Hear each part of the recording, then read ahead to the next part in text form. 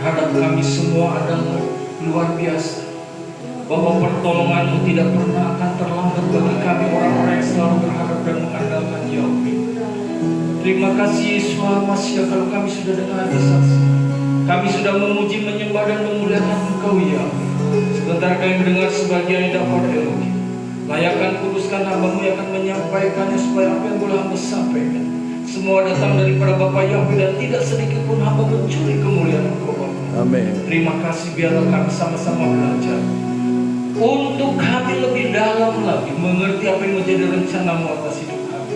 Dalam nama Yesus Masih kami berdoa dan mengucap syukur. Haleluya. Amin. Puji Bapa Yahweh. Shalom. Shalom. Selamat datang. Ini pertama ada yang datang baru. Ini adik saya. Ya, puji Bapa Yahweh. Ya, makanya nggak jadi hujan. Haleluya. Selamat datang Freddy di tempat ini ya. Dia udah tahu lama tempat ini, tapi kemarin sempat di sana. Haleluya. Puji Bapak Yahweh. Oke, selamat siang Bapak yang memberkati kita. Ada banyak hari ini tidak bisa hadir teman-teman kita. Ada yang karena suaminya yang seorang Babin Kamtimas yang sedang sakit dia berobat, jadi Bu Eka nggak bisa datang, juga Pak Bayu keluarga bisa datang karena pelayanan di GPF Cimahi. Baik, kali ini kita akan tetap belajar mengenai sesuatu yang sangat menyentil dalam hidup saya, mengenai soal kasih. Kasih itu apa sih? Ya, haleluya. Masih mau belajar tentang kasih? Saya bertanya kepada Bapak Yahweh, antara kasih itu dengan Taurat itu beda apa enggak? Halo? Beda tipis. Beda tipis Pak ya? Iya. Nah, ayat kita interaktif ya, saya suka itu ya. Beda tipis. Tadinya saya pikir kasih itu bukan hukum, ternyata kasih itu juga adalah bagian daripada hukum itu sendiri. Kalau Torah itu jelas itu adalah hukum. Nah, tapi saya percaya apapun yang ditulis oleh Moses atau oleh Musa, Torah itu sesuai dengan kehendak Bapa Yahweh itu dasarnya adalah kasih. Kenapa ditulis hukum Torah? Karena Yahweh tahu persis kalau manusia tanpa hukum ini berantakan. Betul nggak? Babak belur. Orang udah nggak bisa diatur. Jadi perlulah diadakan hukum. Nah, masalahnya sekarang kita merasakan bahwa hukum yang kita terima saat ini selalu saya utamakan harus dasarnya adalah kasih. Amin. Kalau sementara cuma hukum dan hukum, akhirnya sekali waktu kita akan berontak. Tetapi kalau kasih itu diliputi dengan suasana kasih, maka kasih yang akan lebih besar daripada hukum itu sendiri, sehingga walaupun meskipun digimanain kita tetap kita bisa mengasihi. Amin. Haleluya. Ayo kita baca. Kasih adalah bukti hidup dalam Elohim. 1 Yohanes 4 ayat 7 sampai 21. Ayatnya panjang tapi nggak dibaca semua. Kasih sebagai identitas utama anak-anak Elohim. Saya berharap Anda pengikut Elohim harus punya kasih sebagai identitas utama. Amin. Nah, kalau hidup kita tanpa kasih ini kita pasti berantakan, nggak akan bisa apa-apa. Repot itu saudara. Saat ini dunia penuh kebencian, konflik, permusuhan, perang dan lain-lain. Apa tandanya seseorang benar-benar milik Elohim? Jawabannya cuma satu, harus ada kasih.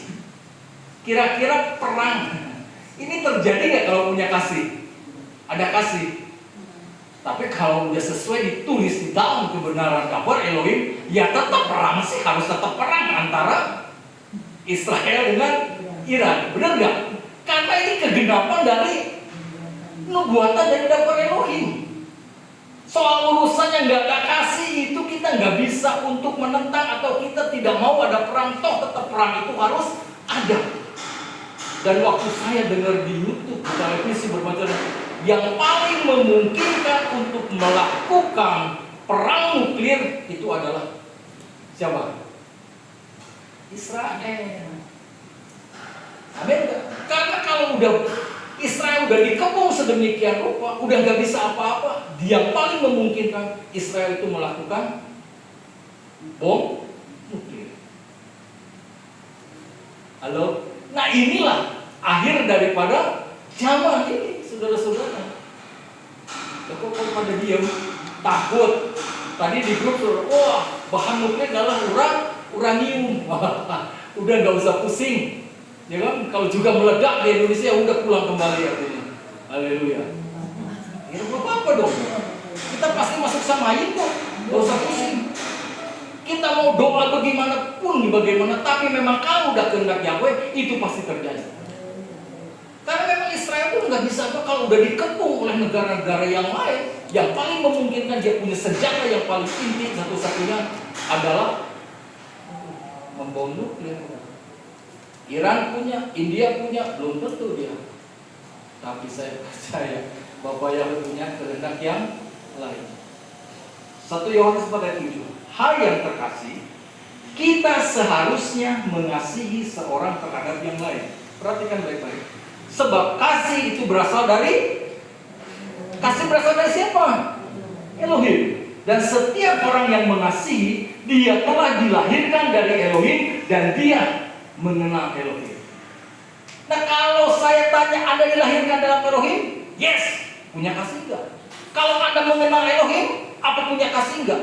Anda nggak bisa klaim kalau saya punya kasih tapi tidak mengenal Elohim. Begitu juga Anda mengenal Elohim tapi nggak punya kasih. Ini pasti nggak bisa. Kalau Anda punya kasih berarti Anda dilahirkan oleh Elohim dan mengasihi Elohim dan dia juga mengenal Elohim. Itu deh. Karena apa? Kasih itu dasarnya datangnya dari Elohim sendiri. Amin. Apa kita punya kasih? Saya punya kasih, Pak. Kalau dia baik sama saya. Tapi kalau dia tidak baik sama saya nggak punya kasih. Kan begitu kadang-kadang. Tapi bagi Elohim, sebejat-bejatnya kita, sebrengsek-brengseknya kita, waktu kita bertobat minta ampun kepada Yesus Al-Masih, dia akan mengampuni saya dan saudara. Amin. Ini kasih yang nggak sembarangan. Haleluya. Terus saya. Poin utama, Yohanes memulai dengan ajakan penuh kasih. Ini luar biasa. Marilah kita saling mengasihi. Ini nggak ada sesuatu yang kasar yang disampaikan. Apa dikatakan Yohanes bilang apa? Sekali lagi, ayo dong. Marilah kita saling mengasihi. Enggak ngomongnya begini, mengasihi lo. Kalau nggak mengasihi awas lo. Nggak begitu. Kita kan kadang-kadang doktrin. Kita kan kadang-kadang hukum. Kita kan kadang-kadang perintah. Tetapi ini apa kan? Marilah. Coba, enak gak? Marilah kita saling mengasihi. Satu ajakan yang manis, yang luar biasa, yang memang harus kita respon, itu ajakan untuk saling mengasihi. Amin. Halo, jangan diam terus. Amin. Marilah kita saling mengasihi. Kasih di sini bukan sekedar perasaan, tetapi tindakan yang berasal dari Elohim, agape. Karena Elohim terlebih dahulu mengasihi saya dan saudara. Kita sebagai orang yang mengenal dan dilahirkan dalam Elohim, kita harus melakukan apa yang dilakukan oleh Elohim itu sendiri. Siap? Halo? Pak Freddy? Siapa? Amin. Harus mengasihi loh. Saya ingat waktu kita masih muda ya. Ingat, waduh, sama Pak Freddy itu. Saya masih ingat waktu kita di Jakarta. Wow, udah mau saling bunuh-bunuhan ya. Wow. Saya yang pegang botol apa dia yang pegang pisau?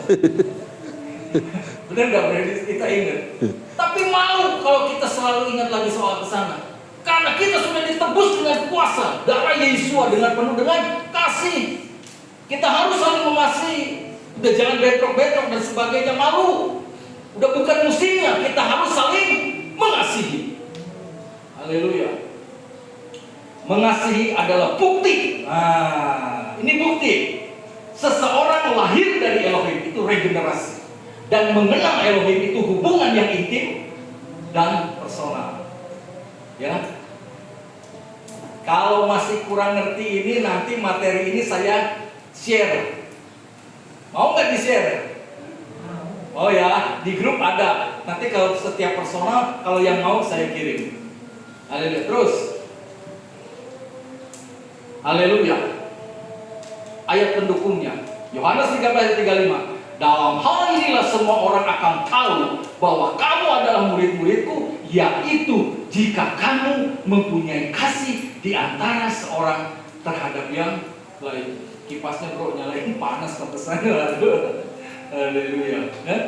Ini kan 1 Korintus 13 ayat 1 dan 3. Jika aku dapat berbicara dengan bahasa-bahasa manusia dan para malaikat, tetapi aku tidak mempunyai kasih, aku telah menjadi gong yang berdegung atau canang yang gemerencang. Dan jika aku mempunyai nubuat dan mengetahui segala misteri dan seluruh pengetahuan, bahkan jika aku mempunyai seluruh iman untuk memindahkan gunung, tetapi aku tidak mempunyai kasih, aku bukanlah apa-apa. Hebatnya kita bagaimana menjadi seorang hamba Tuhan, menjadi siapapun identitas kita, kalau kita tidak punya kasih, semua adalah tidak ada apa-apanya. Jadi tetap dasarnya harus punya kasih. Dan sekalipun aku memberikan segala yang ada padaku untuk dimakan, bahkan walaupun aku menyerahkan tubuhku untuk dibakar, tetapi aku tidak mempunyai kasih dan tidak diuntungkan apapun, percuma. Sebagaimana banyak pengorbanan kita yang sudah kita lakukan, kerjakan hari-hari ini. Saya cuma jujur aja ngomong, Pak, saya udah memberikan yang terbaik buat Bapak Yahweh. Tapi dasarnya kasih apa enggak? Pelayanan yang kita lakukan, saya katakan 100%. Dasarnya adalah kasih. Amin. Benar saudara-saudara. Dan Bapak Yahweh itu enggak kurang panjang untuk memberkati kehidupan saya. Pas, selalu pas. Tidak berlebih, tapi tidak pernah menjadi berkekurangan. Kan? Saya pikir-pikir, ada beberapa gereja yang suka pesan roti sama saya, tapi hari-hari ini ternyata enggak, karena katanya sudah enggak ada budget untuk itu. Artinya apa? Sudah mulai hitung-hitungan kalkulasi antara pengeluaran dengan pemasukan, kumaha tekor, defisit. Tapi buat kita tidak ada istilah defisit, selalu Bapak Yahweh ada. Amin. Amin. Haleluya. Istri saya bilang, nih besok ada pesanan. Udah lama orang ini gak pesan. Sekali pesan itu 200 biji. Puji Bapak Yahweh. Buat saya 200 biji itu cukup banyak. Karena kita bisa bayar listrik, kita bisa bayar wifi. Amin. Tepat pada waktunya. Dan saya belajar untuk tidak menjadi seorang peminta-minta. Karena Bapak Yahweh yang kita kenal adalah Bapak Yahweh yang kaya. Amin. Haleluya. Puji Bapak Yahweh. Tapi dia selalu tambahkan, pesanan kedua, yang pertama bikin dulu buat jemaat. Jadi waktu malam tadi bikin tuh bukan pesanan dulu, yang dibikin buat jemaat dulu. Wah, haleluya. Itu selalu dalam pikirannya hanya untuk jemaat dulu. Amin. Gak apa-apa gitu, tapi jangan lupa senang. Terus, haleluya. Yang kedua, Elohim adalah kasih. Ayat 8-10. 1 Yohanes 4 ayat 10. Siapa yang tidak mengasihi, perhatikan, dia tidak mengenal Elohim. Karena Elohim itu adalah kasih. Dalam hal ini kasih Elohim telah dinyatakan di dalam kita, karena Elohim telah mengutus putranya yang tunggal ke dunia supaya kita dapat melalui Dia. Jadi gimana? Baik gak Bapak Yahweh? Kasih putranya sendiri, dia kasih. Karena dasarnya apa? Mengasihi saya dan saudara. Dia kasih putranya. Ya. Sama kenapa saya? Dalam hal ini, kasih bukanlah karena kita telah mengasihi Elohim, melainkan karena Dia sendiri telah mengasihi kita, dan Dia telah mengutus putranya sebagai pendamaian, berkenan dengan dosa-dosa kita. Perhatikan baik-baik. Saya sedih sekarang ini. Ada banyak pengikut Bapak Yahweh itu serang-serangan. Serang-serangan. Ada yang ketawa, ada yang kesel-kesel. Bener apa betul? Ada bilang yang sono sesat, yang di sana sesat, yang di sini penyesat. Ada yang macam-macam. Itu doktrinnya salah, Pak. Saya baru kaget. Tadi Pak, Sore saya siang tadi dapat kiriman WA. Waduh, saya kaget. Kok begini? Ternyata sekarang banyak pengikut-pengikut. Ya itulah. Akhirnya yang dicari bukan siapa? Bukan Elohimnya. Yang dicari, lu pengikut siapa? Pengikut gua atau pengikut dia? Gitu loh. Kira-kira benar nggak?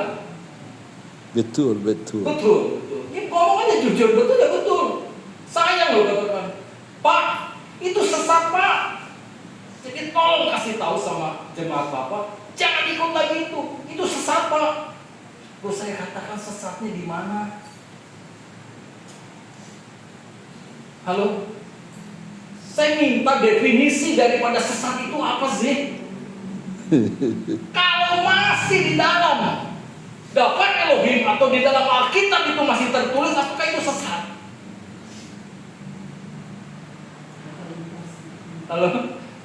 Orang ini bilang, Pak, ada satu komunitas penyebut nama Bapak Yahweh, ya. Tapi ibadahnya Pak di mana? Di hotel. Terus saya bilang, apa nggak boleh? Loh kok diem? Boleh. Bener nih? Boleh? Boleh. Wah, itu berapa?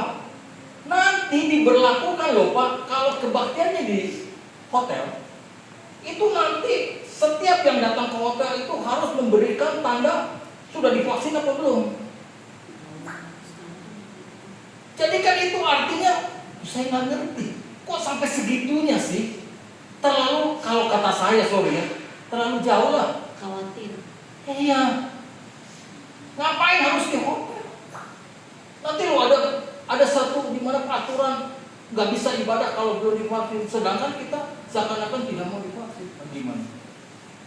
Aduh, saya bilang terlalu mikir jauh. Kita mau bawa jiwa-jiwa untuk mengenal Bapak Yahweh.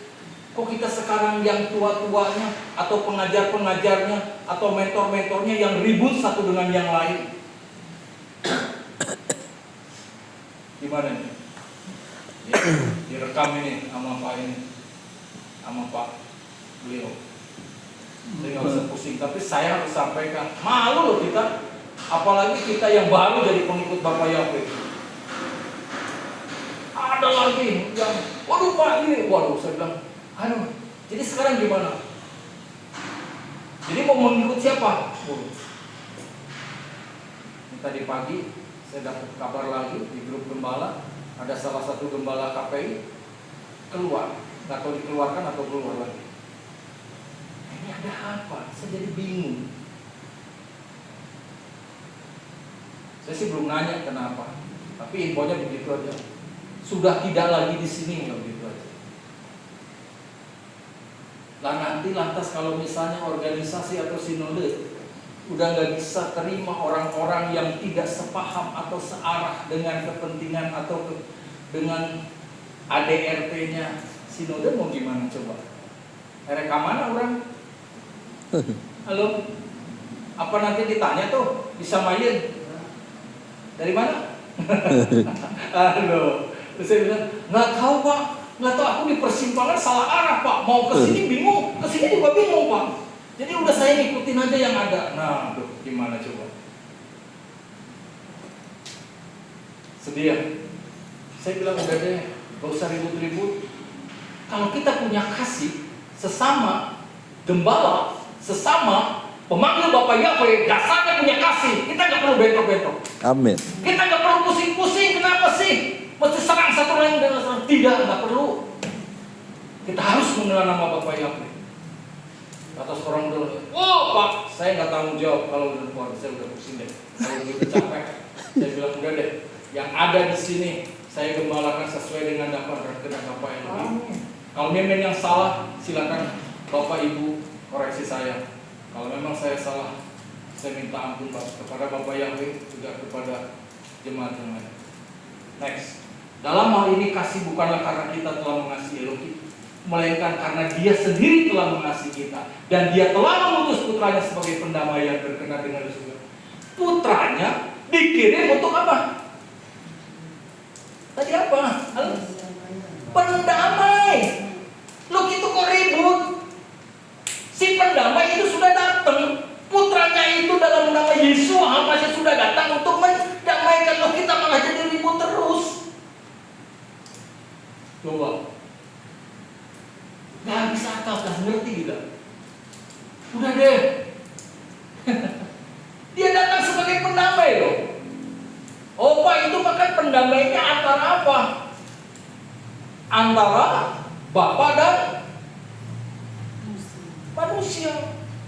Bukan antar pendeta. Loh saya bilang kalau kita jadi pengikut siapa sih? Kita kan juga pengikut jadi Yeshua Masih. Dia juga pendamai buat kita. Kita teladani apa yang diajarkan oleh Yeshua Masih. Kita harus saling mengasihi. Loh kalau kita mengasihi, apa perlu bentrok? Kalau kita mengasihi, apa perlu menyerang? Halo? Kalau saya mengasihi, apa perlu menjelekan? Ya tidak dong. Saya katakan saya mengasihi istri saya. Apakah perlu saya selalu kalau ketemu sama orang saya bilang, wah istri saya itu terlalu. Misalnya, istri saya kalau tidur ngorok misalnya dan sebagainya. Apa perlu dibilang begitu? Halo? Tidak. Aduh, saya jadi. Saya makanya saya tergelitik dengan soal ini, soal kasih ini. Ya terus. Poin utama, Elohim adalah kasih. Kasih adalah bagian dari hakikatnya. Kasih Elohim paling nyata adalah melalui Yeshua HaMashiach sebagai penebus dosa. Dia mau mati buat saya dan saudara. Amin. Kalau nggak ada daripada kematian Yeshua HaMashiach dan dia baru kita nggak ada punya satu harapan lagi. Gimana anaknya putra yang tunggal itu, yang ehad itu diberikan buat saya dan saudara, bayangin. Makanya kalau Pak Tony Bastaman waktu itu bilang saat terakhir, dia bilang apa? Abraham harus mengorbankan Ishak. Pisaunya sudah di leher. Coba, luar biasa itu kan gagal. Sedangkan dapat Ishaknya juga sulit. Harus lewat pergumulan bertahun-tahun. Karena istrinya Sarah mandul. Awalnya begitu kan. Setelah punya anak harus diserahkan kepada Bapak Yahweh. Kan aneh. Kayak seakan-akan kita kok cara berpikir Bapak Yahweh aneh sih. Dia mau kasih tapi dia mau ambil lagi. Nah yang saya minta supaya jangan sampai terjadi. Nanti kalau kita sudah memiliki, nanti Bapak Yahweh ambil. Ngeri. Sekarang udah banyak. Sudah banyak gereja-gereja. Saya kemarin baru chattingan malam sama gereja kami waktu dulu Pak. Om, tolong dong Om. Sekarang gereja kita sekali-kali lah Om. Om mampir di gereja Om. Setelah maghrib Om. Loh, kenapa harus setelah maghrib? Om ke dalam. Siun Om. Oh siun. Ternyata di gereja itu kalau sudah maghrib itu gelap. Waduh. Terus pas saya hari Minggu ke sana, antar roti saya lihat benar. Itu gereja dulu. Saya waktu masih punya bengkelas, itu saya bikinin kanopi bagus. Ternyata udah pada bolong semua. Yang jadi gembala sudah meninggal. Sekarang penerusnya adalah anak-anaknya. Anak-anak itu orang pinter. Wah hebat direktur dan sebagainya. Wah hebat loh. Ternyata dalam soal penggembalaan, gitu ya. Bocor kanopi itu paling juga di 3-5 juta tuh selesai, bagus lagi, dicat lagi. Nggak ada yang tergerak. Kakaknya bilang begini, kami lagi nunggu donatur Pak. Ya Tuhan. Coba gitu. Ini gereja ngandelin donatur. Sedangkan kehidupannya bagus, bisnisnya bagus. Sampai adiknya bilang begini waktu saya, Om, ini kanopi yang belum bikin ya udah pada bocor gini. Saya bilang, atuh beresin, aku masa kamu punya uang kamu beresin. Nanti Om nunggu donatur. Coba. Bu Yulita udah senyum-senyum aja. Jadi kita beli AC. Amin. Belinya berapa biji? 3. Panas nggak di sini? Ya kalau Anda bilang enggak ya udah. usah beli kalau gitu. Tapi yang punya alam desa juga mungkin lu beli, bikin meteran sendiri. Saya cuma mengambil sisi yang positifnya. Halo? Berarti kalau dia bilang begitu, artinya lu boleh pakai tempat ini selama lu suka. Ngerti nggak? Maksud saya gitu. Kalau misalnya kita usulin mau pasang AC, kalau dia nggak suka dengan kehadiran kita, dia bilang nggak usah dipasang. Nanti kalau dipasang mau dicabut lagi kan repot. Udah, belum tentu lu juga selamanya di sini, misalnya. Tapi kalau dia bilang begitu, dan kalau kamu pasang AC, dia bilang begini, ada poin khusus setidak-tidaknya gereja yang pakai minggu pagi akan angkat topi sama kita. Amin. Dan kalau misalnya yang pagi pakai, apakah saya harus kenain biaya? Kalau kata dia harus pakai biaya, saya bilang tidak. Wah hebat kan lu punya kasih, ya. Karena lebih baik memberi daripada menerima. Waduh, berarti level belum nyampe situ. Wah levelnya udah nyampe situ. Wah mati gila. Bukan menyembuhkan diri, tapi itulah kita harus berbuat. Dasarnya kasih. Karena kita dikenal oleh Elohim. Dan Elohim itu adalah kasih sendiri. Elohim adalah kasih. Dan kasih bagian kasih Elohim paling nyata dan melalui itu ayat pendukung Roma 5:8. Namun Elohim menunjukkan kasihnya sendiri kepada kita, bahwa ketika kita masih berdosa, Hamasiah sudah mati bagi kita. Amin. Aduh, kita masih berdosa aja dia mau mati loh buat kita, buat nebus kita. Kalau kadang-kadang kita kan hitung-hitungan dalam soal pengorbanan, tapi Yesus Hamasiah itu tidak. Next. 3. Mengasihi karena Elohim lebih dulu mengasihi kita. Ayat 11, 12, 16. Hai yang terkasih, jika Elohim telah mengasihi kita demikian, kita juga wajib, perhatikan perkataan wajib. Apa? Wajib mengasihi seorang terhadap yang lain. Ya. Wajib loh. Tidak seorang pun pernah melihat Elohim. Waduh, kalau ada orang, saya Pak udah 3 kali lihat Elohim. mesti di ini juga ya. Tidak seorang pun pernah melihat Elohim. Jika kita mengasihi seorang terhadap yang lain, Elohim tetap tinggal di dalam kita, dan kasihnya yang telah disempurnakan ada di dalam kita. Ini cara melihat Elohim ketika Elohim itu ada di dalam kehidupan kita, dan dia menyempurnakan apa yang ada di dalam kita. Kita mengasihi dia sebab dia lebih dahulu mengasihi kita. Udah nggak bisa diganggu gugat. Biar apapun juga yang the first, yang pertama itu kerjanya Elohim dulu buat kita. Bukan kita melakukan pekerjaan buat Elohim, bukan. Haleluya. Terus poin utama, kasih kita kepada sesama adalah tanggapan terhadap kasih Elohim yang lebih dahulu diberikan. Saat kita mengasihi, Elohim tinggal di dalam kita. Mau Elohim tinggal dalam kita? Anda bayangin kalau selalu ada Elohim dalam kehidupan kita, Bapak Yahweh akan bikin beres segala sesuatunya. Amin. Benar. Lantas saudara selalu berpikir, waduh kalau ada Bapak Yahweh dalam hidup kita sukses dong. Sukses pasti. Saya jamin itu sukses. Amin. Walaupun artinya suksesnya itu bukan kalau misalnya kita mengajukan atau tender proyek selalu dapat. Waktu kita digagalkan untuk tidak mendapat proyek itu juga itu adalah anugerah. Itu juga sukses besar. Sebab kalau kita terusin, kita babak belur. Ada banyak proyek-proyek juga yang tidak dibayar oleh owner dan lain-lain. Terus saudara, haleluya. Proyek lagi nggak ada, ya jualan roti aja. Amin. Haleluya. Oke nih? Oke. Ada yang jual lagi, Pak, ini roti buatan siapa? Buatan istri saya.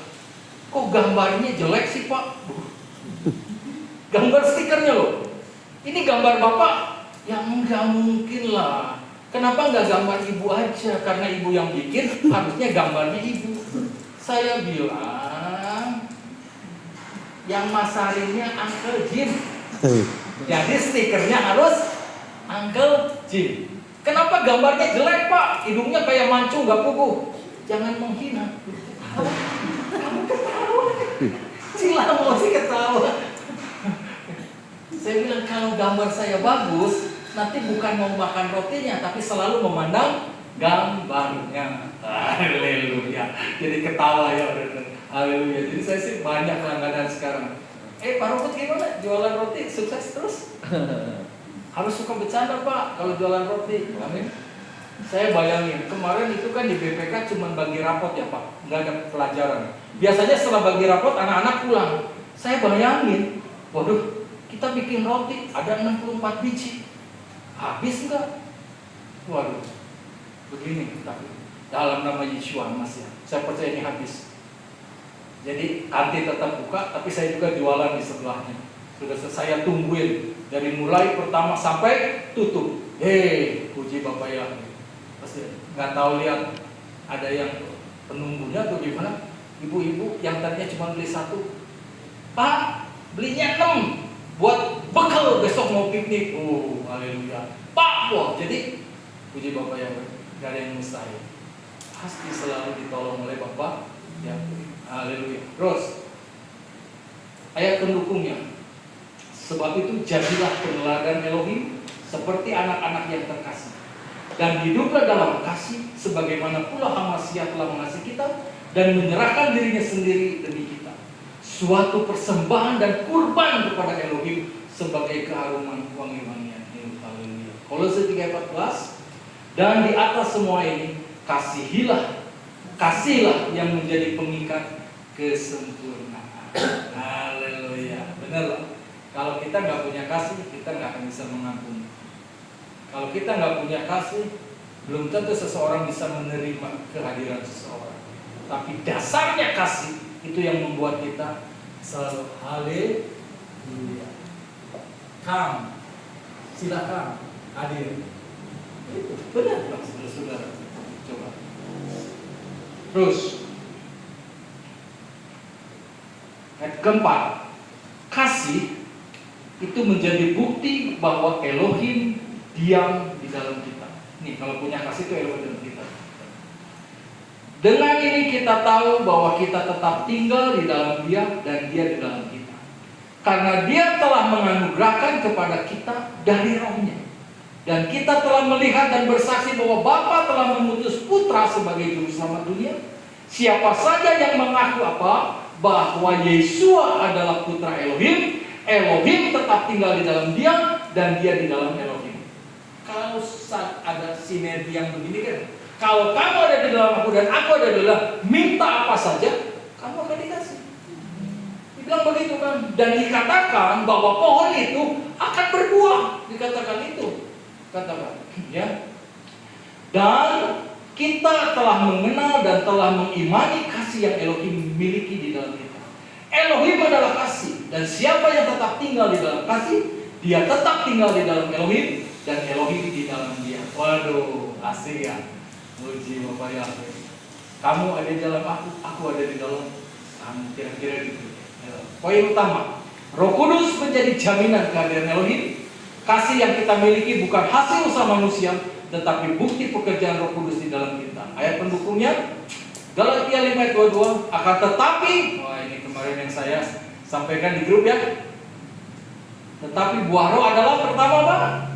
Kasih, sukacita, damai sejahtera, kesabaran, kemurahan, kebaikan dan iman.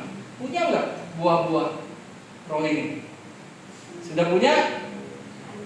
Pak Robert sudah punya buah roh Pak? Punya kasih? Punya. Ada sukacita? Halo? Ada sukacita nggak? Ada damai sejahtera nggak? Kesabaran? Dikit Pak. Lagi belajar. Ini yang susah, kesabaran. Kemurahan, kebaikan, iman, ini hebat. Tapi ini soal kesabaran. Saya katakan kalau ada satu aja nggak dilakukan, gugur semuanya. Harus. Ini buah-buah roh ini harus terjadi. Dan pengharapan tidak mempermalukan karena kasih Elohim telah dicurahkan ke dalam hati kita melalui Roh Kudus yang dikaruniakan kepada kita. Ini pentingnya Roh Kudus dalam kehidupan kita, membantu menolong kita supaya kita melakukan sesuatu yang tidak mungkin bisa kita lakukan sebetulnya. Haleluya. Terus saya. Haleluya. Terakhir, kasih mengusir ketakutan. Ini poinnya, sebetulnya ini poinnya. Saya kasih sama istri saya tuh cuman ini ayat 16 dan 18. Tapi dia kembangkan. Haleluya. Dia ngomong, "Pi, ini gini." Nah, saya baca lagi. Intinya yang saya dapat ini ayat 16. Dalam hal ini kasih telah disempurnakan. Perhatikan. Supaya kita dapat memiliki keyakinan pada hari penghakiman.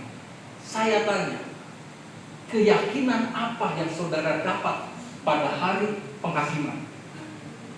Halo? Apa yang Anda dapat? Apakah Anda yakin masuk Samayin enggak? Sementara kita masih perdebatkan antara you sesat tidak sesat, ini salah itu salah, kan repot kalau sudah kalau gitu. Saya nanya sama saudara, dalam hal ini kasih itu telah disempurnakan. Kasih ini disempurnakan loh, supaya kita dapat memiliki keyakinan. Kesempurnaan kasih itu membawa kita kepada keyakinan pada hari penghakiman. Saya nanya, oke lah, nanya sama adik saya Dok Redi, yakin nggak bisa masuk Samayin atau masuk surga? Tuh, masih ketawa-ketawa, ya kan? Mbak Epi, harus dilakukan dulu karena keselamatan bisa hilang kalau kita tidak sesuai. Hasil.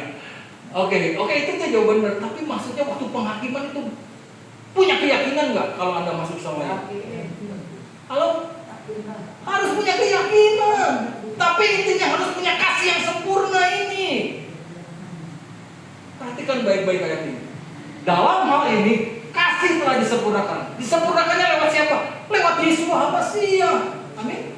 Bersama kita supaya kita dapat memiliki keyakinan pada hari penghakiman, karena sebagaimana Dia ada, kita juga ada di dalam dunia ini. Kebersamaan kita bersama Yesus Hamasia itu yang membuat kita menjadi sempurna kasihnya, dan kita yakin dalam penghakiman akhirnya nanti kita bilang, saya pasti masuk Samayin bersama-sama dengan Yesus Hamasia. Ini loh maksud saya, ya. Di dalam kasih tidak ada ketakutan. Kalau benar, iya tambahin aja dikit ya. Amin. Lu kalau kita punya kasih, apa yang kita takutin? Benar nggak? Aman nggak? Perhatikan baik-baik saja. Kalau Anda punya kasih, Anda nggak perlu takut. Karena kasih itu tidak akan berbuat jahat. Karena dengan kasih itu kita nggak akan iri hati. Dan dengan kasih itu kita bisa mengampuni. Nah, kalau bisa lakukan gini, aman nggak? Perlu takut nggak? Ayo dong, Nan. Perlu takut nggak? Nggak perlu. Orang yang takut itu karena salah. Kan kasih sudah membuatnya yang salah itu menjadi baik dengan pengorbanan Yesus Hamasia lewat Putra Elohim. Bisa ngerti? Halo? Ya, sorry ya, agak keras ini supaya Anda lebih pekali, cepet gitu catatnya. Yes. Sebagaimana Dia ada, kita juga ada di dalam dunia ini. Di dalam kasih tidak ada ketakutan, sebaliknya kasih yang sempurna membuang keluar ketakutan. Membuang jangan di halaman orang lain, membuangnya keluar jauh-jauh dari kita. Dibuang, bukan dipindahin. Kalau udah dibuang artinya apa? Barang bekas yang udah nggak ada artinya. Halo, ngerti? Keluar ya. Aku doakan dengan imanku sebiji sesawi. Nah, apa? Pindah gunung itu. Gunungnya gunung apa? Pencobaan, penderitaan atau apa? Ke tetangga gue, jangan ke gue. Jangan. Buang jauh-jauh. Kalau perlu ke hutan. Amin. Jangan pindahin persoalan ke tetangga kita, kan repot. Pos kamari ya, Fred. Kita di TKI, aduh, kata si kok ampun. Nanti sedang. Di dalam kasih tidak ada ketakutan. Sebaliknya, kasih yang sempurna membuang keluar ketakutan, karena ketakutan mengandung hukuman. Perhatikan, ketakutan mengandung hukuman. Orang takut, waduh, udah deh. Ngerti nggak maksud saya? Ya, ketakutan mengandung hukuman. Takut salah, Ada orang begini, kenapa nggak bikin PR? Takut salah Pak, jadi nggak bikin. Dihukum nggak? Clinton, anakku ini luar biasa. You hebat, luar biasa. Saya puji banget. Ini anak pertama yang bikin kasih tanda jempol. Kalau saya kasih renungan, dibaca nggak? Baca ya. Ngerti nggak? Saya percaya kalau dia bisa kasih tanda jempol, itu bukan mau menyenangkan saya. Dia ngerti isi daripada renungan itu. Halo? Bener nggak? Baru yang lainnya nurutan. Udah dibaca ya? Dibaca. Orang yang kalau gini kan saya bilang sama istri saya, si Clinton tuh diem gitu ya. Tapi dia respect kalau ada firman itu. Saya percaya orang yang pendiam, diam-diam gini penuh dengan Roh Kudus. Amin nggak? Nah, apa yang punya Roh Kudus itu bincang-bincangkan gitu? Belum tentu. Yang tenang, kalem, bisa selalu bersekutu di dalam Yesus Almasih, dipenuhi dengan Roh Kudus. Haleluya. Saya kadang-kadang kirim renungan, Pak, jam berapa Pak? 3:30, jam 4. Aduh Tuhan. Saya pikir ini kan cuma aku masih enak lah sih. Masih gitu. Sedangkan kita sudah masuk di dalam hadirat Bapa ya.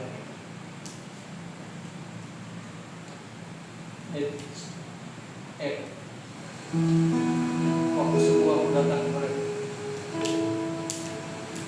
saya minta Bapak ya, berkati keluarga Ibu, berkati Ibu Herlin, berkati Ibu Herlin, berkati Ibu Yulita, berkati Pak Evi, berkati Ibu Lydia dan Roh. Dalam setiap pergumulan mereka ikut campur pagi ini juga Pak. Ada hal-hal yang mereka tidak bisa lakukan dan kerjakan karena mungkin ini dengan rasa takut. Tetapi aku bilang sama Yesus Almasih, aku gak bisa apa-apa Yesus. Tapi Engkau mampu untuk melakukan perkara yang dahsyat dan hebat buat keluarga satu demi satu. Engkau berkati, Engkau tolong Bapak. Hari ini mungkin mereka mengalami masalah persoalan yang berat, tapi saya percaya Bapak yang akan tolong sesegera mungkin. Ya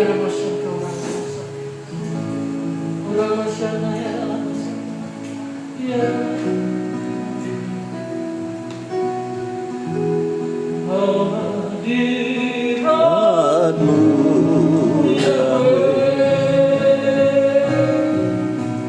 ku rasakan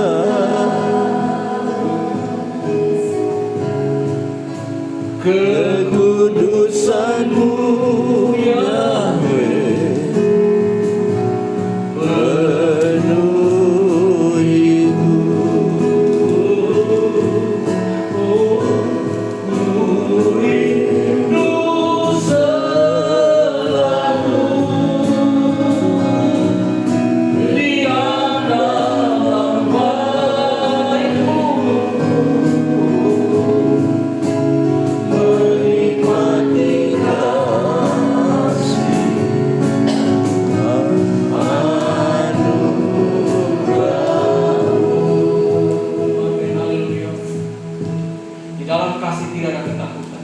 Sebaliknya kasih yang sempurna membuang keluar ketakutan.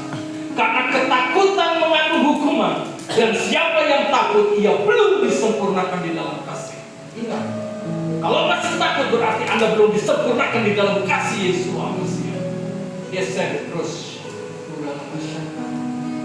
Poin utama, kasih yang sempurna menyingkirkan rasa takut akan hukuman. Orang yang tinggal dalam kasih hidup dalam keberanian dan kepastian akan keselamatan. Ingat ini poinnya. Hidup punya kasih, hidup dalam keberanian, tidak takut lagi, dan pasti akan keselamatan masuk dalam sabda ini. Ayat pendukungnya 2 Timotius 1:7. Sebab Elohim tidak memberikan kepada kita roh ketakutan, melainkan kuasa dan kasih dan pengendalian diri.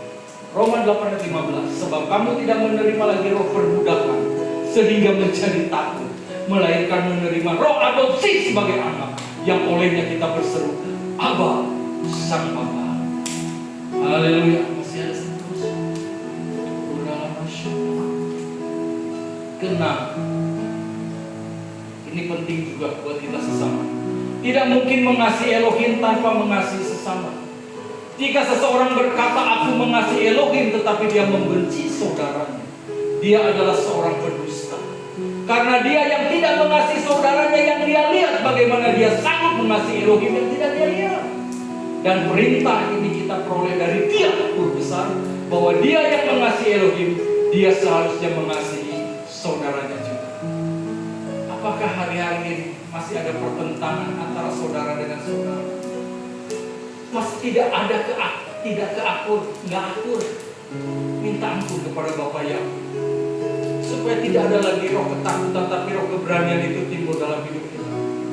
Mungkin kita sekali waktu membenci adik kita karena dia seakan-akan sudah mengkhianati saya, dia sudah menjerumuskan saya. Tetapi saya katakan di dalam Yeshua HaMashiach, hari ini kemurahan Bapak Yahweh tetap ada buat engkau kalau kau mau mengampuni adikmu yang mungkin melakukan hal yang tidak baik bagimu. Kasih pengampunan sama dia, rangkul dia dan katakan aku sudah mengampuni engkau dan engkau diberkati. Setelah engkau mengampuni dia dan katakan dia diberkati, maka selanjutnya Anda yang akan diberkati oleh Bapak Yahweh dengan berkat-berkat berkelimpahan. Masalah apapun yang kau alami hari-hari ini mungkin terlalu berat, saya katakan. Anda sendiri yang mampu untuk mengendalikan diri, dan Anda sendiri yang mampu tahu persis apa yang harus Anda lakukan. Percayalah, Yeshua HaMashiach tetap berkemurahan buat saya dan saudara. Poin utama, mustahil mengaku mengasihi Elohim yang tidak kelihatan jika membenci sesama yang kelihatan. Kasih kepada Elohim harus nyata dalam hubungan dengan orang lain. Ayat pendukung Matius 2:3. Dan Yeshua berkata kepadanya, kasihilah Yahweh Elohimmu dengan segenap hatimu, dan dengan segenap jiwamu, dan dengan segenap akal budimu. Inilah perintah yang pertama dan yang terbesar. Dan yang kedua, yang sama dengan itu, kasihilah sesamamu seperti dirimu sendiri. Pada kedua perintah inilah tergantung apa? Seluruh isi Torah dan kitab para nabi. Inilah Torah yang sesungguhnya kalau engkau bisa lakukan kedua hal ini, mengasihi Elohim dan mengasihi sesama. Anda bilang aku hanya cuma pegang Torah, tetapi Anda tidak bisa melakukan soal pengampunan, tidak bisa mengasihi saudaramu. No, besar. Anda hanya bilang saya cuma mengasihi Elohim, sementara saya tidak mengasihi saudara. Itu bohong besar.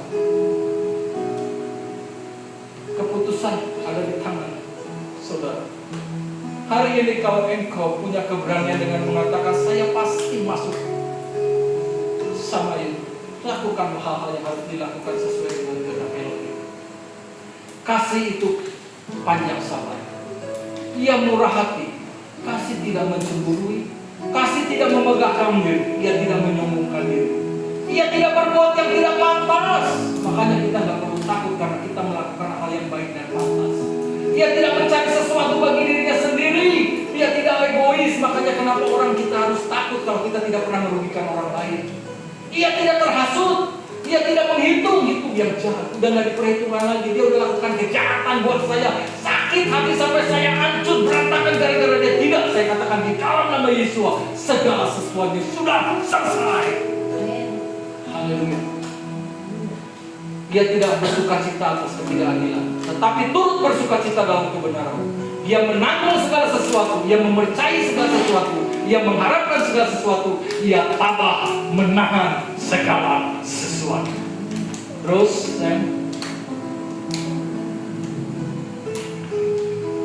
kesimpulannya 1 Yohanes 4:7-21 menekankan bahwa kasih bukan hanya sikap orang percaya, tetapi esensi dari kehidupan dalam Yahweh Elohim. Kasih adalah pertama, bukti kelahiran baru. Yang kedua, manifestasi kehadiran Roh Kudus. Ketiga, jaminan tidak ada ketakutan dalam penghakiman. Yang keempat, dan perintah yang tidak bisa dipisahkan dan iman kita kepada Yeshua HaMashiach. Selanjutnya, renungkan. Saya minta Anda renungkan. Periksa hati, adakah kebencian, kepahitan, atau penolakan terhadap sesama.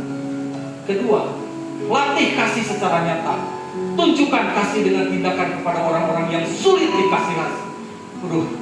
Ini berat, tindakan orang yang sulit untuk dikasihi. Ketiga, tinggallah dalam kasih Yahweh Elohim. Hiduplah dengan penuh pengampunan dan belas kasih. Amin.